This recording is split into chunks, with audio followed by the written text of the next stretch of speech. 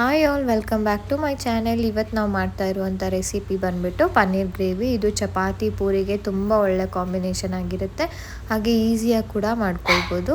First ಪನ್ನೀರನ್ನ ನಮಗೆ ಯಾವ ಶೇಪಿಗೆ ಬೇಕೋ ಆ ಶೇಪಿಗೆ ಕಟ್ ಮಾಡ್ಕೊಳ್ಳೋಣ. ಕಟ್ ಮಾಡಾದಮೇಲೆ ಇದನ್ನು ಬಿಸಿನೀರಿಗೆ ಹಾಕೋಬೇಕು, ಯಾಕಂದರೆ ಬಿಸಿನೀರಿಗೆ ಹಾಕೋದ್ರಿಂದ ಪನ್ನೀರ್ ಸಾಫ್ಟ್ ಆಗಿರುತ್ತೆ, ಅದಕ್ಕೋಸ್ಕರ.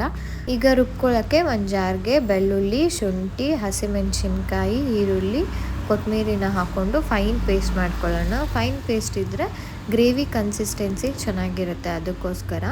ಇದು ರುಬ್ಕೊಂಡು ಆದಮೇಲೆ ಒಂದು ಬಾಣಲೆ ಇಟ್ಕೊಂಡು ಅದಕ್ಕೆ ಎಣ್ಣೆ ಹಾಕಿ ಪಲಾವ್ ಐಟಮ್ಸ್ನ ಹಾಕ್ಕೊಳ್ಳೋಣ.